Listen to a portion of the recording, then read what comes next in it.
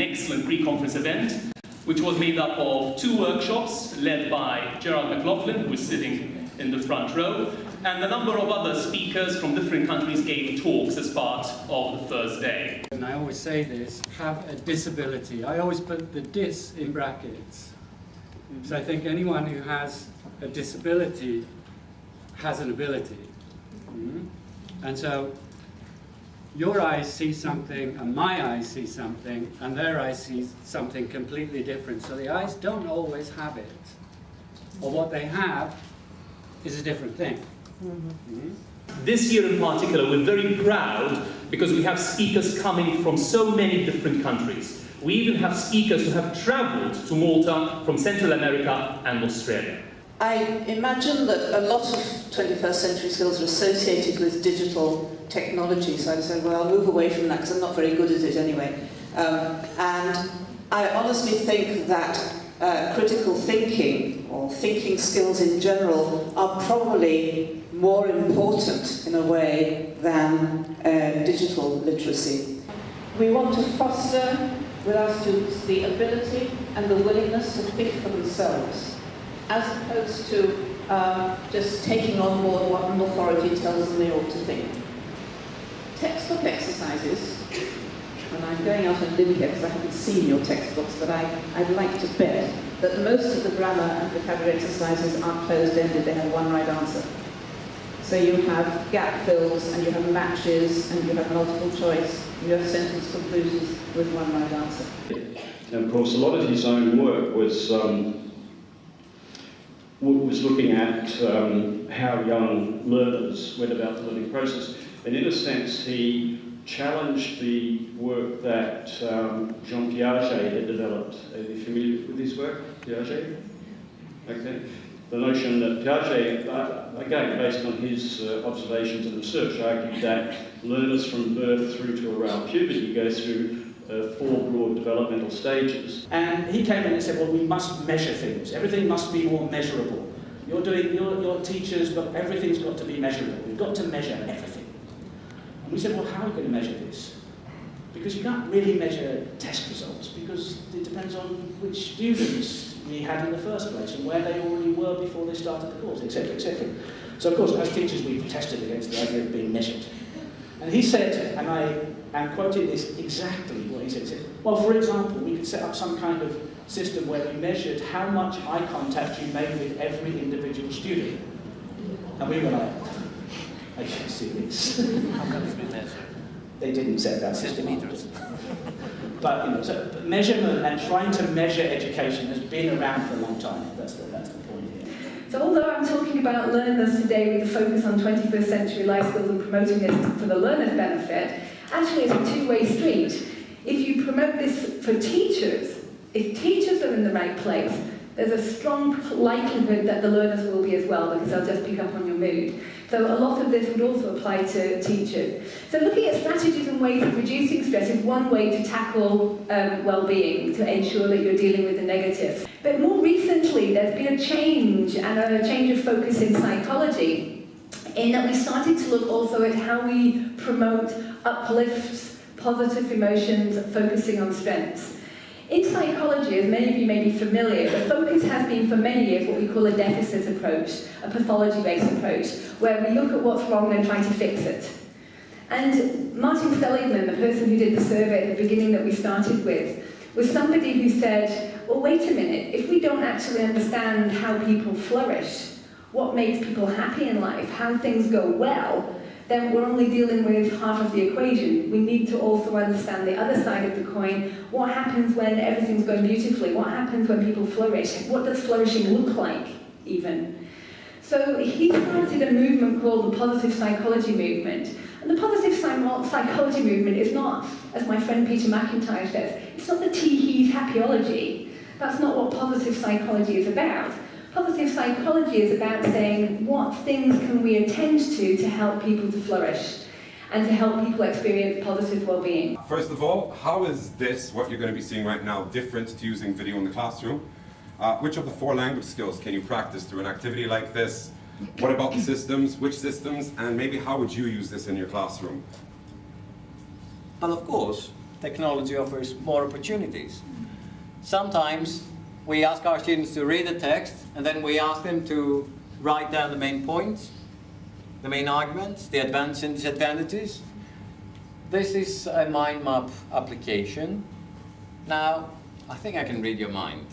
Why should I ask my students to do it on an iPad or any other device and not draw it? Surprisingly, they all do it when I ask them to use their device. If I ask them to draw it, they don't. They think they're doing something special. But I know that they do something special when they analyze the arguments, the benefits and the drawbacks. Originally called Mentor Mob for some very strange reason, I don't know. These young people create these sites, so they thought they were the mob. We're the mob. But eventually they learned that educators don't go with mobs, and they changed their name to Lesson Paths.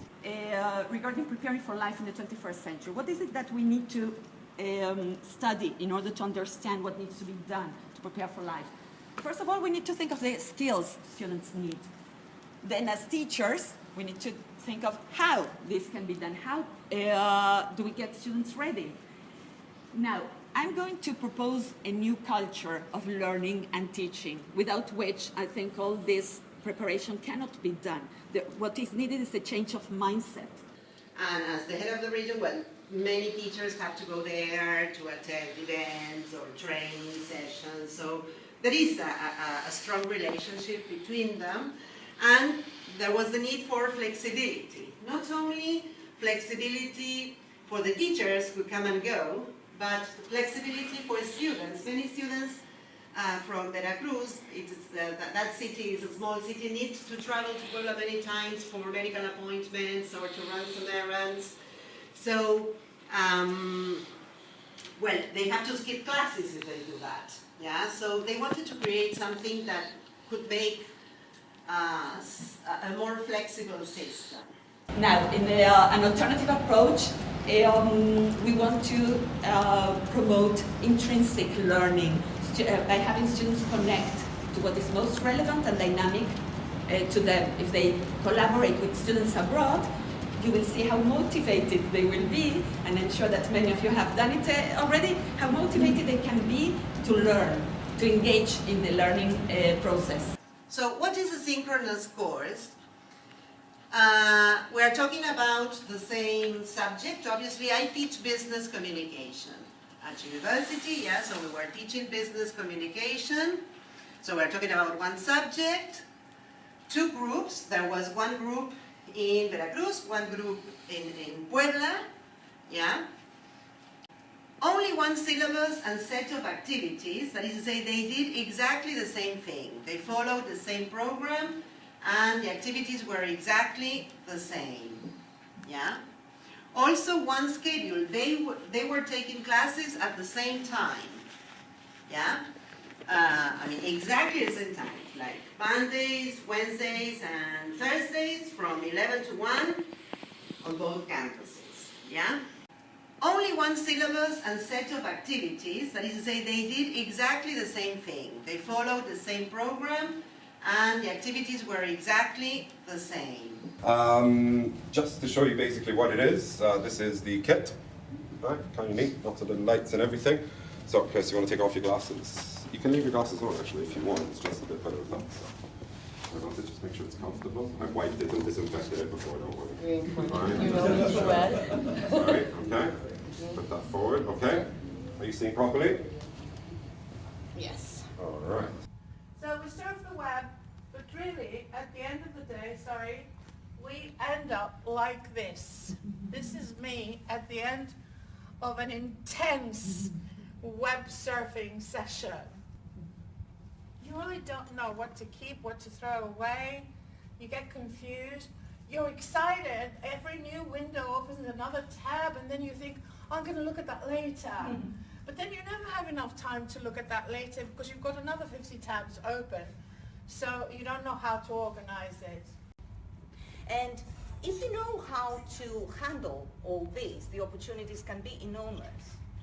Inappropriate use, however, can negatively affect your everybody's, all teachers' reputation and career, and in some cases provide a very poor role model to students as well. So, what do we mean by inappropriate use of social media? What are the risks?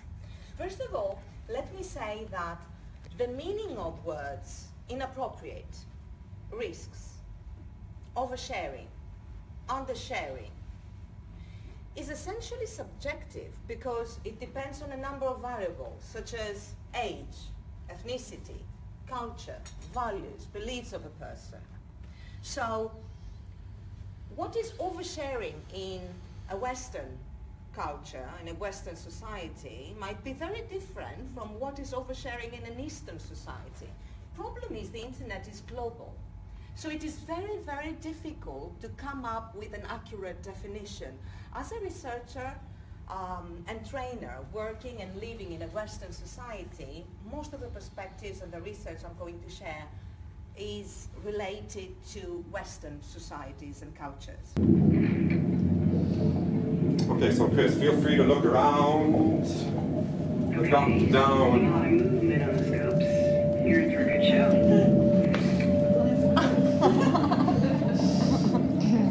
How does it feel, Chris? Fabulous. I'm feeling a bit creeped out with that crab through there. Alright, now you can't really see at the back, but I mean, Crystal immediately puts her hand out in front of her just to try to see if she can touch something over there. It's an automatic initial reaction when somebody puts on a helmet like this. The immersion is unbelievable. Alright, you actually feel like you're there. It is a 3D image, you have perceptions of depth. So even if you think about a language class, we always talk about engagement, immersion. You want to be connected to something. You want to feel that you're there. You see, I mean, this is the thing. I mean, she knows she's nowhere, but it's a hilarious reaction. I've been using this for about a year. Actually, a year ago today was the day that I bought this. And the thing which I like the most about it is the reactions that people have. The minute they put it on, it's a different feeling. You're there. You're actually there. So what do you see, Chris? There's some fish. Any idea what that is? Is that a stingray? It's a manta ray.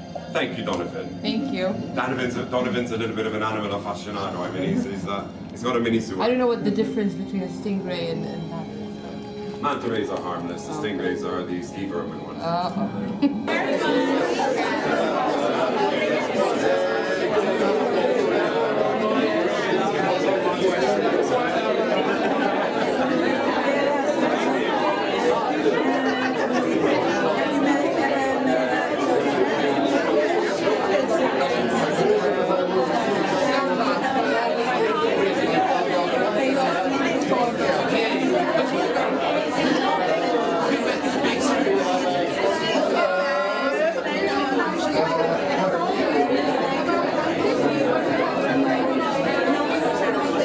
National Geographic have gone all out on something like this, and they've gone to really, really cool locations, places that we might never actually have the chance to visit. This one, the Spirit of Mongolia, you're talking about culture, family traditions. Has anybody ever been to Glacier National Park? No? How about Los Angeles? Firefighting, Mexico City, fossil hunting in Gobi, the new Avatar ride at Disneyland, that is wicked. Hawaii and how these little islands are formed with lava and stuff like that. Flying like an eagle. Let's see, let's go to Mont Blanc. Anyone ever been to Mont Blanc? Can we put down the lights, please? Alright, help yourself, look around, look down. Oh my, alright. Alright, and that's the kind of reaction that you're looking for. You sense depth. So once again, think a little bit about this. How can you use this in class? Is it similar to the other one? It is a location, but look up, look down, look behind you, wherever you want. Mont Blanc, you can go to Antarctica, you can go to the Louvre, you can go to different churches, Sagrada de Familia as well. How does it feel? That's what I'm talking about.